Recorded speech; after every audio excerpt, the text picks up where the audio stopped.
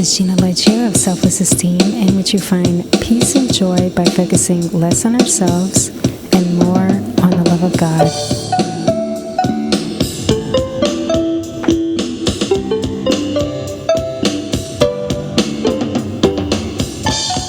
Today's episode is how to deal with aggressive preschool tantrums. Someone writes, "Dear Selfless Esteem, my sister's in jail and her kids are in my care now. Her 4-year-old is about to get kicked out of preschool because he throws chairs and hits the other kids. He also tantrums at home, screams, hits his sister, and throws things. What do I do?" Signed, Tornado Watch. Well, Tornado Watch, you have such a big heart. How kind of you to help your sister and care for her kids. It sounds as if it's a very difficult time for everyone. So here are 5 suggestions. First, pray. Jeremiah 32:17 says, "Ah, Lord Yahweh, behold, you have made the heavens and the earth by your great power and by your outstretched arm. There is nothing too hard for you." Pray to God about your situation because He's willing and able to guide you on this journey. Spend time in God's presence, which is full of peace and love. Hymns for a Mother's Heart by Jana White is a beautiful book of devotionals, hymns, and prayers for maternal figures who are facing the challenges of raising children. Secondly, get help. Don't hesitate to request assistance from your support system. For example, ask family members or friends to babysit so that you can take a break. Take your nephew to get a physical examination in case he has any medical problems. The physician can determine if he needs referrals to specialists for more assessments. Find a competent therapist who can help him process any trauma he has experienced, for example, possibly witnessing his mother's arrest. The therapist can also help him identify and express his feelings about his separation from his mother. Tantrums are sometimes the result of an underlying need. Therefore, another focus of therapy could be learning how to identify and communicate his needs in an appropriate way. Third, build a partnership with the school. Partner with the school staff by communicating with them frequently. Have a meeting with the teachers to create a safety plan, which may include, but is not limited to, the following: a list of typical triggers to your nephew's tantrums, proactive interventions to prevent a tantrum, reactive interventions in case he has a tantrum, a safe place where he can calm down.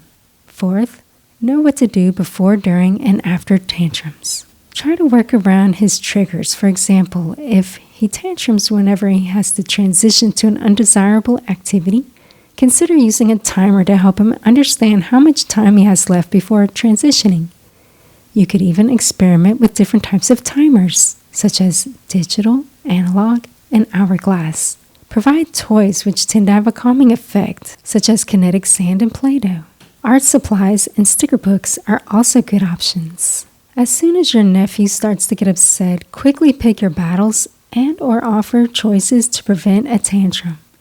At this time, don't worry about whether you're going to spoil him by giving him whatever he wants, within reason.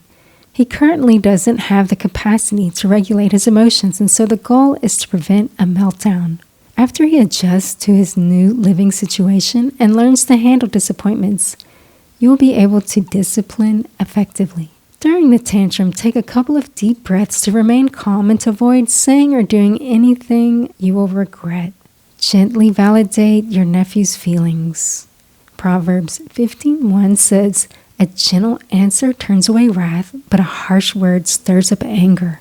As your nephew tantrums, he cannot think rationally, so there's no point in trying to reason with him or trying to stop the tantrum.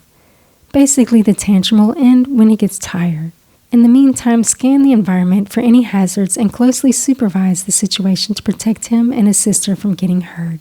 You can help him identify his feelings and validate his feelings too.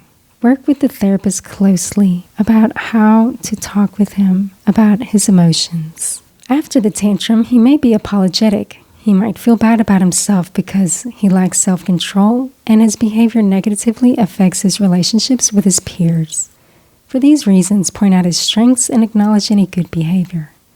As your nephew de-escalates, the feelings you were suppressing during the tantrum might start to surface. This is common. You may feel angry and tempted to reprimand him for his tantrum. Resist this urge, or else he could become triggered again. Instead, wait until you are both fully calm before you discuss the incident. Express unconditional love as you discuss what happened, and assume he is trying with the best of his ability given his circumstances. Again, you can work closely with his therapist about how to do this. Fifth, take care of yourself. You are doing so much for others. Be sure to take care of yourself too, especially during this challenging time. You can see the podcast episode about managing stress for tips. Raising children is not easy. Having your own therapy is a healthy outlet for your emotions.